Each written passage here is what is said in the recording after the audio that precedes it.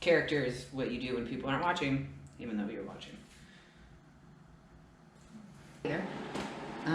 Still in the middle of week 3, but I'm going to take you through my squat workout because this is the workout that's helping to build my quads up. And it's the one that I've actually gotten really good at recently, simply because of this whole like deadlift thing, snapping hip syndrome thing that happened, and I have way more mobility now. So I'm going to take you through a squat workout with me. Let's go do this. I am doing 195. This is going to be my strength set. I've already done my warm-ups. This isn't like the first time I'm squatting today. I'm going to be doing my warm-ups. I already did the warm-ups, and this is my strength set. So these are going to be for 3x1 at 195. How we get the 195 is based off of my squat PR and which week I'm in and everything. And yeah, coach slash my husband. This is week 5 or something for it. So yeah, let's go do that.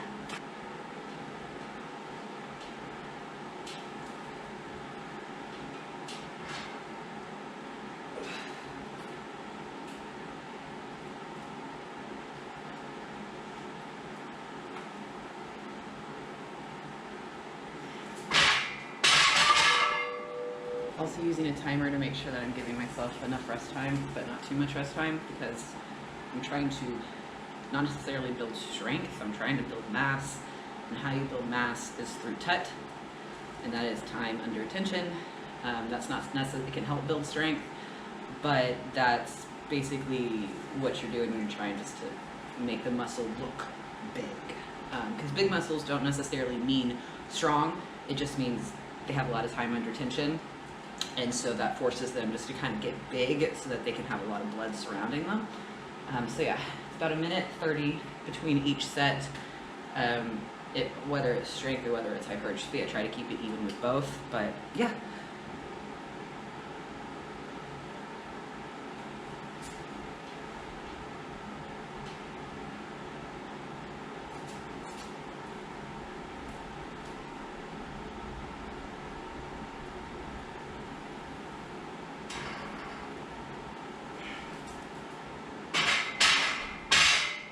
Felt better. I'm not sure how it looked, but it felt better than looking at myself in the mirror, so we'll see when I'm looking at these videos, editing them.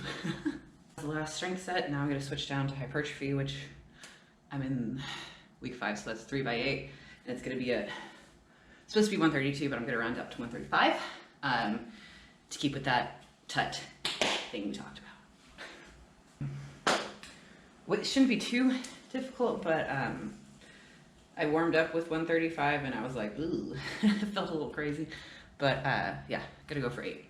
Going to do 8 because it's what I'm supposed to do.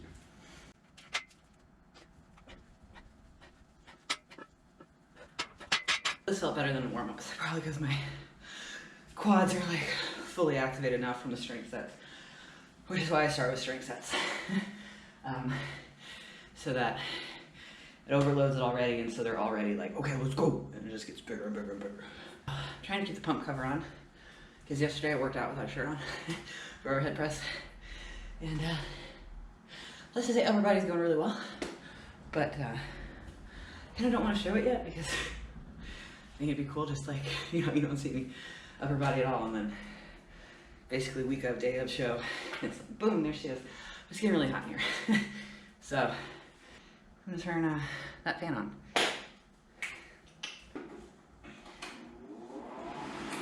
A lot of people like, we got these fans a few years ago. We also have that little unit over here.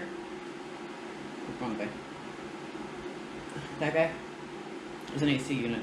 And during like the really hot summer months, we'll actually open the door and push him in to the middle. So it gets like a lot of cool air circulating. I've heard a lot of people necessarily don't like wind blowing on them when they are working out, because they say they need to feel the sweat to feel like they're doing something, and I just think that's stupid. Sweat doesn't mean you're burning more fat or working out harder, it just means your body's overheating and it's trying to cool itself. So I think by not letting your body cool itself down, you are actually possibly you're not doing any damage. I just don't think you're doing as well as you could if you let your body cool down. Get over it, get a fan, Give your body what it wants. It's the easiest way to get results. Next is step ups. I do them in like a weird way.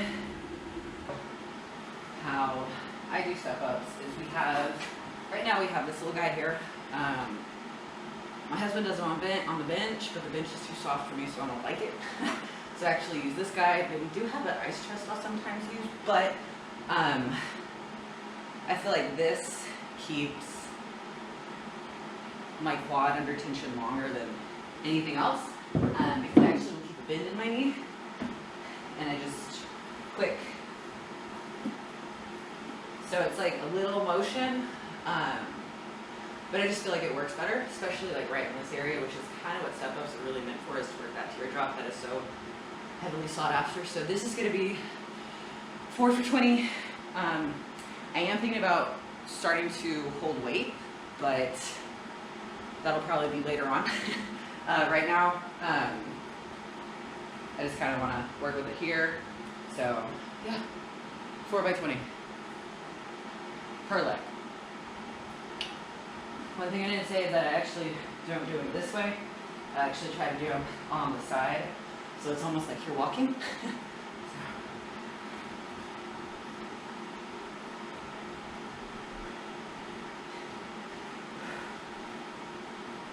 I also feel like it targets that teardrop more as well if it's off to the side. Doing them this way, I feel it targets more up here.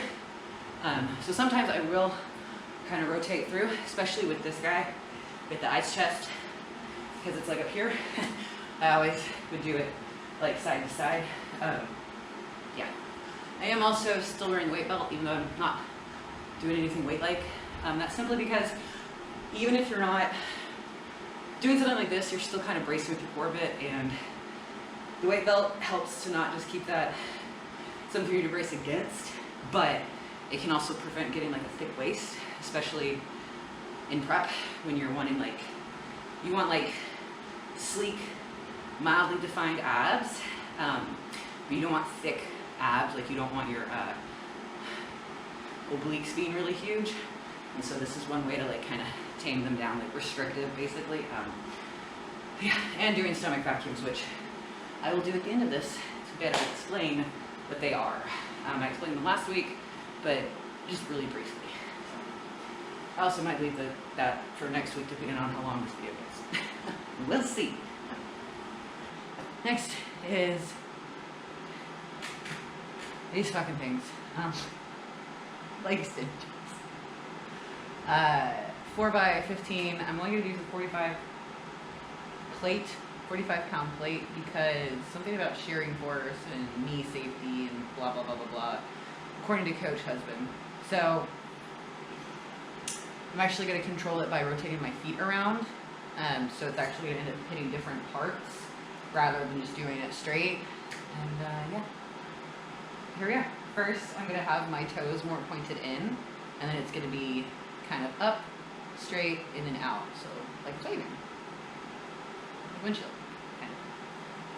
Yeah. Here we go.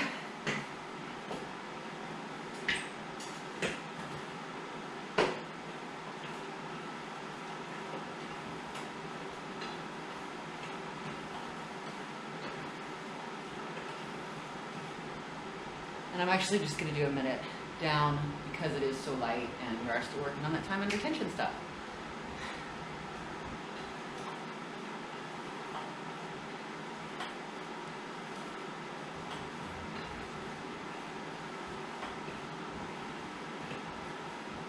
One more set.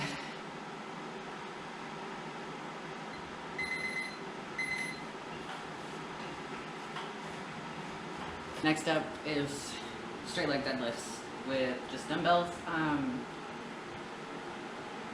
Probably 60 pounds, so that's just like 30-pound dumbbells in each hand. It's 4 by 12. It's basically like magic number right now, so knock those out, and then I will do some posing practice, just because baby and hubby are asleep, and this is the perfect time to do it. And we'll see, maybe start doing comparisons from week to week. Do I get better? Do I get worse?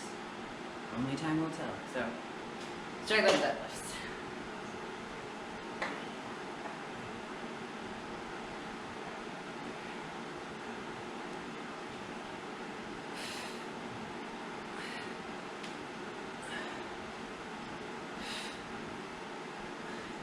Thing to keep in mind is that straight leg deadlifts, you do have a slight bend in your knee, simply because like this is a straight leg, that's a hyperextended leg.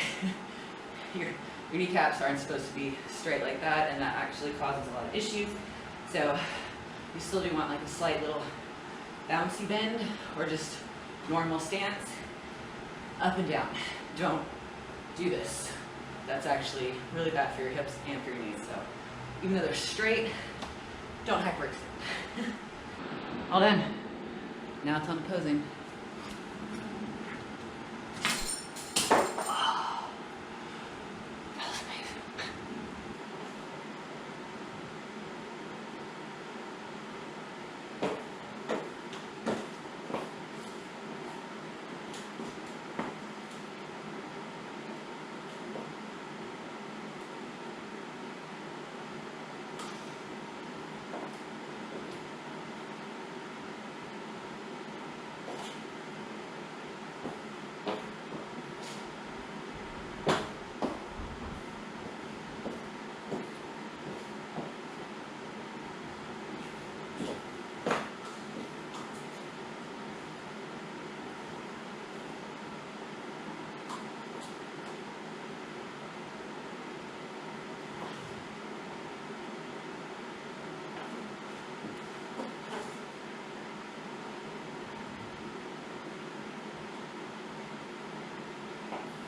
Stomach vacuums.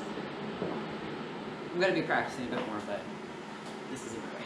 But stomach vacuums. So, purpose is to be able to activate those muscles, because as you're on stage, you actually have to like contract everything and hold it. There's no like, you're holding it the entire time. So what stomach vacuums helps you do is, A, it helps you to learn how to breathe into your chest and not through your stomach. It also is a great like kind of tightening core thing, because they want that streamlined thing. So how you do it, starting out, what I actually do is I will actually lean over onto something, kind of like think about drawing my belly button into my spine. Leaning over, holding onto something helps teach you in that position, but as you go on, you should be able to do it while standing fully up. So lean over and then contract.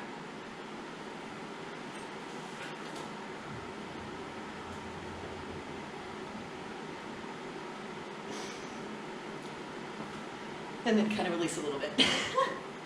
Still getting used to it, but reminds me a lot of when I was pregnant and doing belly pumping, because that was actually used to, first off, keep your core engaged so it wasn't just like, but it also was supposed to mimic birth, like having to push and bear down and everything. So it's kind of cool. When I first started doing them, it was a little weird because I had done them after like drinking a lot of water, because it was right after I drank pre-workout that I decided to do it, like while I was waiting for the pre-workout to kick in, and I did it and I could like feel my stomach like slosh, because I mean there is like, stuff does move around when you do it, because you know you're breathing in and you're contracting really hard, so your intestines and organs have to go somewhere, and I just kind of, and every time I do kind of feel it like it kind of moves out of the way. But yeah, that's my leg day. I'm going to keep working on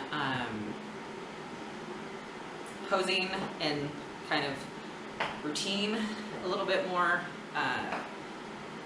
just because it's really good isometric work, and it kind of works as like kind of works as cardio at the same time for your muscles, just to really finish out the day. And yeah, so thanks for watching, and hope you stick around for the next however many weeks there are.